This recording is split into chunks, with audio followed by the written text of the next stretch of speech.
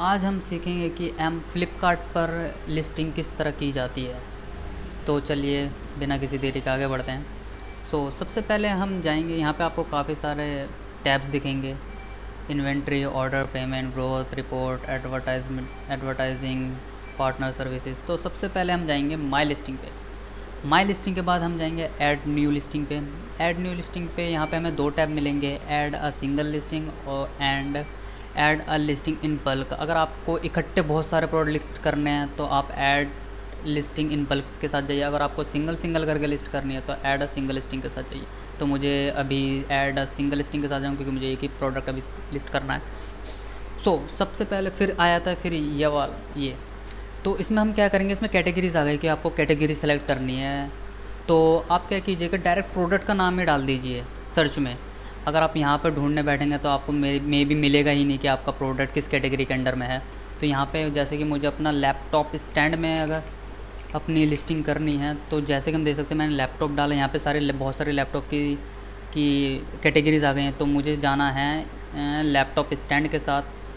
मैं यहाँ से सेलेक्ट ब्रांड कर लेता हूँ और फिर आता है ये वाला इंटरफेस।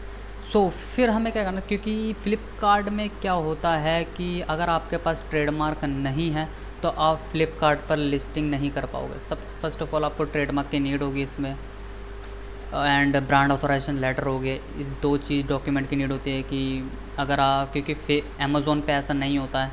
अमेज़ोन पे अगर आपके पास ट्रेडमार्क नहीं है तो अमेज़ोन पे आप अपनी लिस्टिंग कर सकते हो, बट ऐसा फ़्लिपकार्ट में नहीं होता। फ़्लिपकार्ट में आपको ट्रेडमार्क लेना ही पड़ेगा।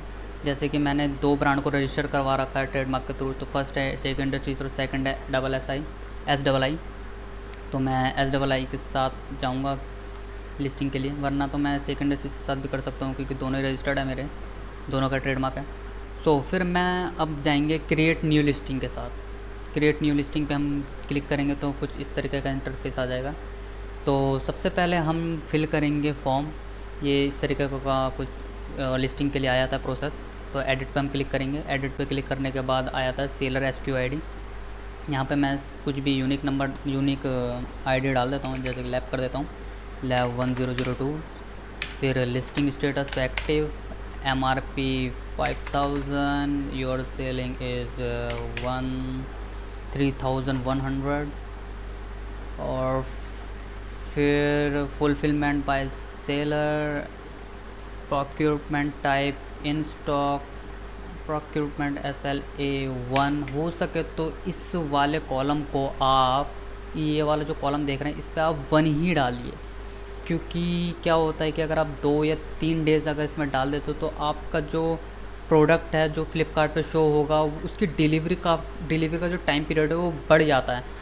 अगर आप इसमें 2 या 3 डे डाल देते तो जिसका मतलब, जिससे कि क्या होता है कि वो प्रोडक्ट जो है वो काफ़ी लेट शो होगा। और आप चाहे इसको कल ही शिप करा दें, कल ही आप इस प्रोडक्ट को शिप करा दें, पर वो वहाँ पे जो शो होगा वो होगा कम से कम 4 या 5 दिन में। अगर बायर को वो पहुँच भी रहा है 1-2 दिन पहले भी, पर उसको शो तो वही होगा कि 7 डेज़ में आपको ये प्रोडक्ट मिलेगा, 8 डेज़ में मिलेगा आपका प्रोडक्ट। हो सके तो यहाँ पे 1 ही डालिए, जिससे कि क्या होता है कि टाइम पीरियड जो है काफ़ी कम हो जाएगा।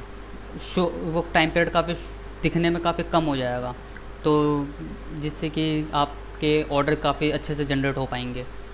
क्योंकि बायर जब भी देखता है कि उसको टाइम पीरियड वो नोटिस करता है कि ये मुझे कितने दिनों में मिलने वाला है ये प्रोडक्ट। तो इसलिए मैं कह रहा हूँ कि इस पे 1 ही डालिए, जिससे कि आपको एक बूस्ट मिल सके आपके लिस्टिंग के लिए, आपके प्रोडक्ट के लिए भी। फिर स्टॉक आया था, स्टॉक मैंने यहाँ पर 10 डाल देता हूँ। फिर शिपिंग प्रोवाइडर आया था, शिपिंग प्रोवाइडर में फ़्लिपकार्ट ही डाल देता हूँ क्योंकि फ़्लिपकार्ट ने सेलर और सेलर एंड फ़्लिपकार्ट दे रखा है। बट प्रोवाइडर जो होता है वो सिर्फ फ़्लिपकार्ट ही प्रोवाइड कराता है। शिपिंग प्रोवाइड जो होता है वो फ़्लिपकार्ट के थ्रू से होता है। ये अमेज़ोन में आपको शेल शिप मिल जाता है, बट ऐसा फ़्लिपकार्ट में नहीं है। फिर आए थे हम डिलीवरी चार्जेस में। डिलीवरी चार्ज भी हम फिल कर देते हैं, ये फिल करने की ज़रूरत नहीं है। वेट आया था 4.5 किलोग्राम का है, 45 centimetre length, 45 centimetre breath, height रहती है 20 सेंटीमीटर। HSN कोड डाल देता हूँ मैं, ये है।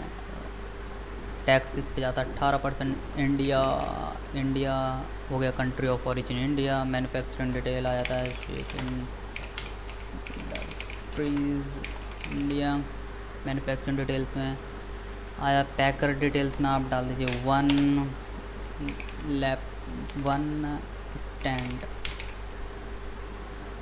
स्टैंड डाल दीजिए। देख लीजिए क्या इसमें भरना बाकी रह गया है, लेस देन 10 वर्ड्स। तो यहाँ पे हम डाल देते हैं ये बेसिकली जो स्टैंड है वो प्रोजेक्टर और लैपटॉप दोनों के लिए यूज़ हो जाता है। तो तो यहाँ पे लैपटॉप एंड प्रोजेक्टर स्टैंड।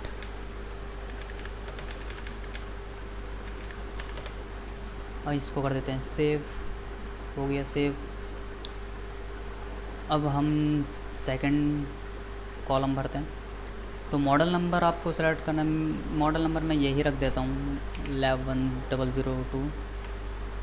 फिर आता कलर ब्लैक है, BLSC के ब्लैक है, ब्रांड कलर भी। टाइप में आ जाएगा ये है floor and desk stand. Colour में आ जाएगा black. Material iron. Rotatable, yes it is a rotatable, compatible with universal, height adjustable, yes adjustable range। इसको हम पढ़ लेते हैं ये कहना क्या चाहता है। टिल्ड कर देते हैं, yes tilt. Maximum height 150 centimetre, width 45 centimetre. Height हो जाएगी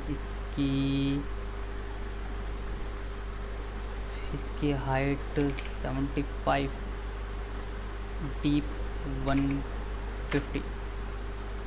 maximum height 150, width 45, height 75, deep 150, weight 4.5 kilogram. यहाँ पे भी आ जाएगा सेल्स पैकेज। इसमें डाल दीजिए 1 लैपटॉप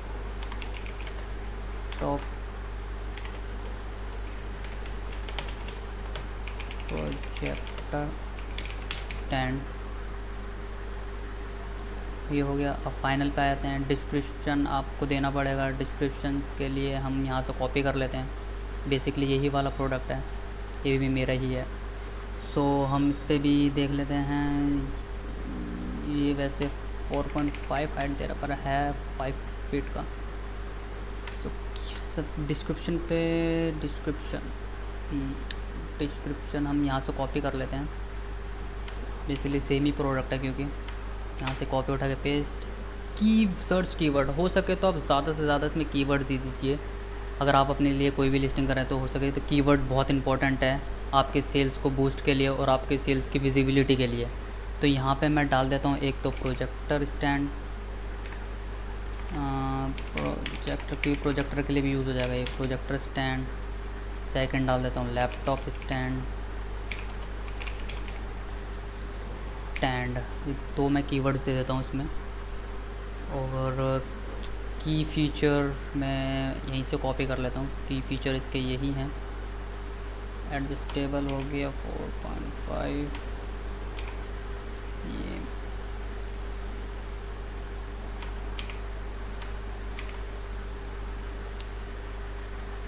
आप जब भी किसी की लिस्टिंग को अगर कॉपी करते हो, जैसे क्योंकि प्रोडक्ट सेम होता था, बहुत बार क्या होता है प्रोडक्ट सेम होता है पर उसके फीचर चेंज होते हैं।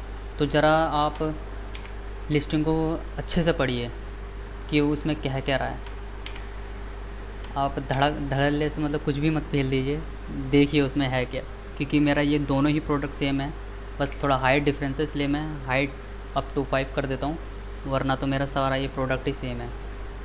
अब आ जाते हैं नीचे। ये भी हो गया। मॉडल नंबर पे। मॉडल नंबर काफ़ी मैंडेटरी रहता है, क्योंकि मॉडल नंबर जो होता है ये एक तरह का कीवर्ड का काम करता है। तो मॉडल नंबर भी अपना अच्छे से, क्योंकि जो हम मॉडल नंबर सेट करते हैं वही जो सर्च इंजन पर आता है।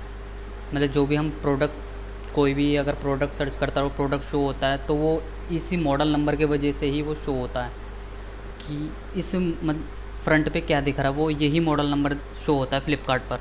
बट ऐसा अमेज़ोन पर नहीं होता, अमेज़ोन पे थोड़ा चेंज रहता है। ओके, तो हम ये सब भी सेम ही है हमारा।